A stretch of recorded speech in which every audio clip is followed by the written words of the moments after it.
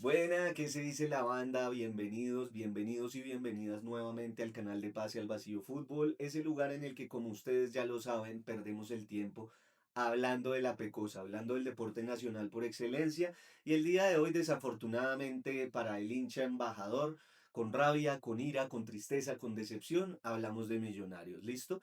Antes de arrancar, bandola, dele like, comente, comparta, suscríbase, no lo deje para después, hágalo de una, la campanita, tin, tan, ayúdenos que vamos bien, pero la verdad, pues con el impulso y con el empuje de todos ustedes, pues vamos a poder seguir creciendo y ofreciendo cada vez algo menos peor, ¿listo? Arranquemos. A mí me genera mucha preocupación. Obviamente la decepción es lo normal porque creo que con esos partidos ante Nacional, ante Once Caldas, pues el hincha de Millonarios se venía ilusionando de que quizás si nos metíamos, nos cogía en curva ascendente, Millonarios tenía con qué pelear, pero digamos que estos equipos pequeños nos han ido metiendo una aterrizada importante cada que jugamos con ellos. Entonces, la desilusión, pero sobre todo la rabia y lo que les digo, la preocupación, porque Millonarios está retrocediendo. Le voy a decir, y se lo voy a explicar ahorita o le voy a dar mi punto de vista, digamos, justificado de por qué creo que Millonarios está retrocediendo y no retrocediendo hace 15 días, retrocediendo a lo que veíamos con Hernán Torres. Estamos viendo detalles que se veían con Hernán Torres y que nos costaron muchísimos puntos, ¿va? Entonces vamos a hablar del partido y le voy diciendo a qué me refiero con eso. Un primer tiempo en el que ambos equipos, digamos, demostraron intenciones, ambos equipos eran conscientes y actuaron de esa forma de que necesitaban los puntos. Perdón. En el caso de Jaguares, pues para alejarse del descenso, acaban de cambiar técnico, estaban en crisis, Millonarios reviviendo muertos, un clásico. Y bueno, Millonarios reviviendo muertos y Millonarios obviamente con toda la necesidad de desembarrarla, de recuperar esos puntos que le regaló a Chico, que le regaló a Fortaleza, que le regaló también en su momento a Inter, aunque jugaron bien en ese partido me parece, pero bueno, puntos que ha perdido, porque tú no puedes pretender ser campeón, estar en la cima y no ganarle a Boyacá Chico, a Fortaleza, a Inter de Bogotá y ahora súmele a Jaguares de Córdoba, al que le ganó todo el mundo, ¿listo? Entonces, vimos un Millonarios y un Jaguares, ambos salieron a proponer, a mi manera de ver se empieza a caer un poquito esa teoría de que es que a Millonarios le cuestan los equipos que se meten completamente atrás. Quizás seguimos hablando de que le cuestan los equipos chicos, pero a mi manera de ver, Jaguares no fue un equipo que no dio espacios. Me parece que Jaguares dio varios y bastantes espacios. Es más, Millonario tuvo sus opciones claras, así como también dejó muchísimos espacios.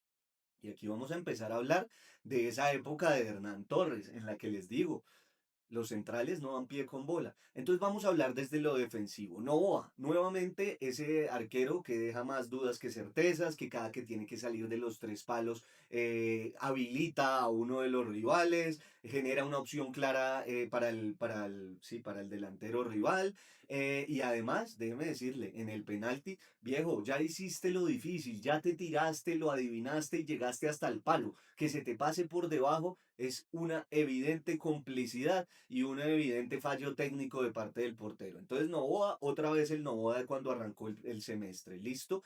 La línea defensiva, que es lo que más me preocupa. Estamos, por más de que el planteamiento es distinto, de que Bustos juega con una línea de tres mientras Hernán Torres jugaba con dos centrales, los errores son los mismos, los errores son los mismos. La defensa de Millonarios hace agua. Una, cuando le tiran pelotas a la espalda de sus centrales, llámese como se llame, porque el error es el mismo, tanto Elizalde como Ginás como Arias, uno más que otro, pero los tres se vuelven locos. Vea, si usted es director técnico y le quiere ganar a Millonarios, no necesita superioridad numérica en área rival, no necesita una gran elaboración, no, usted necesita ponerle allá entre los tres centrales un habilidoso, un jugador habilidoso y rápido, uno solo, y verá que los enloquece. Que si le toca marcarlo a Ginás se vuelve un 8, que si le toca marcarlo a Elizalde se vuelve un 8. Y Jorge Arias ni decir, porque Jorge Arias es de los pocos jugadores que a hoy sigue mostrando un bajo nivel y esto viene desde el inicio del torneo. Jorge Arias fue muy bueno el torneo pasado, pero este torneo la verdad ha estado desaparecido.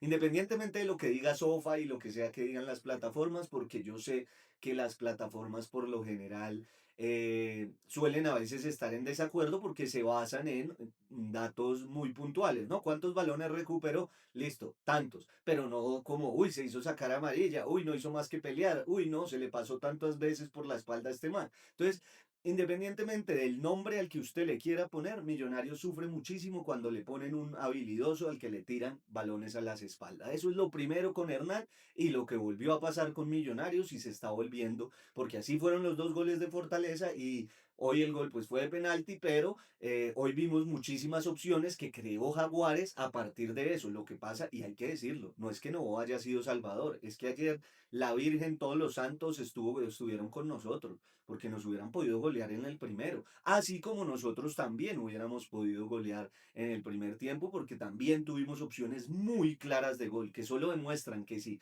el señor Contreras no está enchufado, Millonarios vuelve un poquito a esa realidad, ¿sí?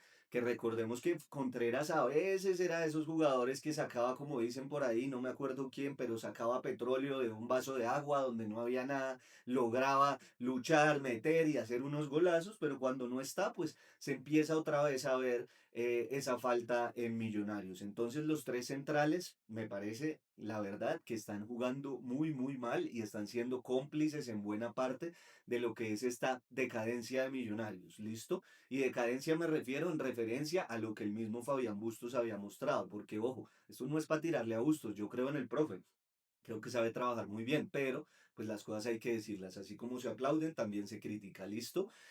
Los dos extremos, perdón, bueno, sí, Bustos le dice extremos, él dice que él juega es con línea de tres atrás y con cinco adelante, pero muchos perciben, y yo me uno un poco, bueno, no, a veces sí, a veces no, en que jugamos es con una línea de cinco atrás, pero bueno, en todo caso, es más, les digo, jugamos con un extremo que es Valencia y es de las cosas que yo tengo que criticar y es Valencia, un habilidoso, crack.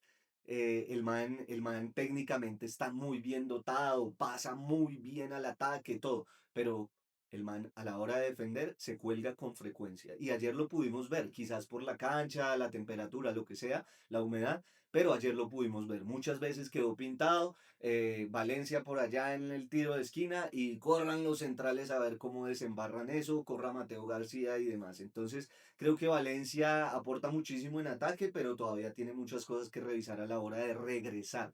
¿Listo? Y Martín le da la razón al profe porque el profe había dicho, bueno, listo, profe, ¿por qué no mete a Martín? Y básicamente la explicación era porque Martín era un jugador que él veía más de recuperación y que no pasa tanto al ataque. Y ayer lo vimos, recuperaba, sí, quizás desde la parte defensiva no lo hizo mal, pero a la hora de pasar al ataque, que lo intentó permanentemente, pues digamos que denotaba un poco de falencias técnicas, quizás no es el más fuerte a la hora de encarar, a la hora de centrar. Ahora, tampoco es que Sarabia deje mucho que desear en ese lado, ¿listo? Pero bueno, le cuesta, y les voy a decir una cosa, esa fue una de las posiciones en las que dijimos aquí cuando todo arrancó, Millonarios está dando papaya, no se reforzó, cree que con tres pelados puede, y vea que no o aparentemente no.